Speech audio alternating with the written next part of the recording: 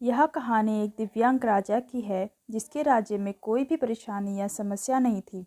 सभी लोग उस राजा से बहुत खुश थे और ऊपर वाले से धन्यवाद करते थे कि इतने अच्छे राजा को उनकी ज़िंदगी में भेजे हैं।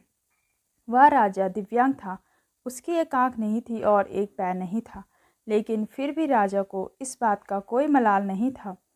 एक दिन राजा अपने महल के गलियारे में घूमते हुए अपने पूर्वजों की लगी तस्वीर को देख रहा था और सोच रहा था कि मेरे पिताजी इतने सूरवीर थे, उनके पिताजी इतने सूरवीर थे और हमें इतने सूरवीर खानदान में जन्म लेने का मौका मिला है। यह ऊपर वाले का धन्यवाद है। राजा ने सभी चित्र को देखते हुए आखिरी चित्र तक पहुंचा और फिर उस खाली जगह को देखा तो वह चिंता में पड़ गया, क्योंकि उसे मालूम था कि अब यह जो तस्वीर लगेगी वह उसी की लगेगी। लेकिन राजा को इस बात की चिंता नहीं थी कि वह मर जाएगा। चिंता इस बात की थी कि वो जो पेंटिंग लगेगी वो कैसी लगेगी। राजा को एक आँख और पैर न होने की वजह से वह चिंता में पड़ गया और सोचने लगा कि इस गलियारे में इतने शानदार पेंटिंग लगी है, लेकिन मेरी एक आँख और पैर न होने की वजह से मेरी ही तस्वीर सबसे ख़राब लगेगी और सबसे भद्दी दिखेगी। राजा ने सोचा कि मेरे मरने के बाद पता नहीं कैसी पेंटिंग बनेगी और क्यों न मैं अपने जीते जी ही शानदार पेंटिंग बनवाऊं, ताकि मुझे ये सुकून मिल जाए कि मेरी यहाँ अच्छी पेंटिंग लगेगी। अब उस राज्य में ऐलान करवा दिया गया और सभी पेंटर्स को बुलाया गया और कहा गया कि जो भी पेंटर राजा का शानदार पेंटिंग बनाएगा उसे शानदार इनाम मिलेगा।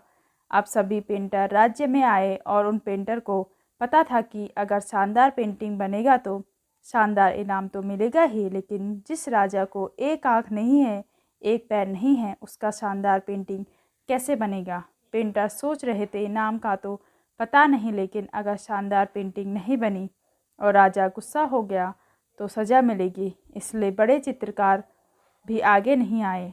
तभी उसमें से एक लड़का बोला, राजा साहब मैं आपकी पेंटिंग बनाना चाहता हूँ, मुझे 24 घंटे का वक्त दीजिए।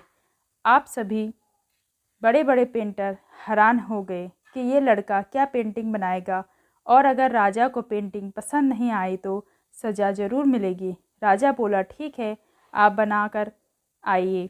अगले दिन वह लड़का तस्वीर बनाकर लाने वाला था तो दरबार पूरी तरह भर चुका था। लोग दूर दूर से ये देखने के लिए आए थे कि वह लड़का कैसी पेंटिंग बनाकर लाएगा। अब लड़का जब उस राजा की पेंटिंग बनाकर लाया तो लोग ज़ोर ज़ोर से ताली बजाने लगे, सीटी बजाने लगे और जब राजा ने उस पेंटिंग को देखा तो वह खुश हो गया और बोला, वाह, इससे अच्छी पेंटिंग इस पूरे गलियारे में नहीं है। राजा ने उस लड़के को बहुत सारा इनाम दिया। अब आप सोच रहे होंगे कि राजा की पेंटिंग बनी होगी जिसकी एक आँख नहीं है और एक पैर नहीं है, तो कैसे पेंटिंग बना होगा।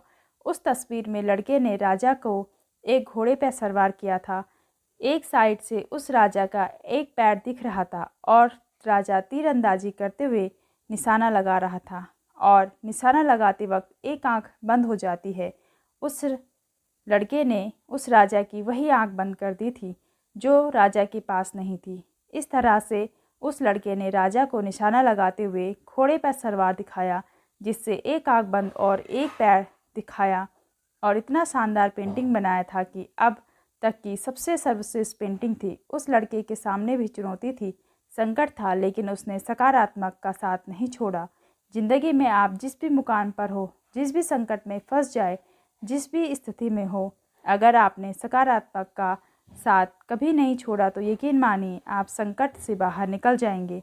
ज़िंदगी में उम्मीद का साथ मत छोड़िए, क्योंकि जिसने उम्मीद का साथ छोड़ दिया वो फिर ज़िंदगी उसका साथ छोड़ देती है। हर पल सकारात्मक रहिए, खुश रहे, ऊपर वाले के आशीर्वाद के साथ, अपनों के प्यार के साथ, अपनी अच्छी और अच्छी मेहनत के साथ दिखाओ कुछ ऐसा दुनिया करनी चाहे आपके जैसा।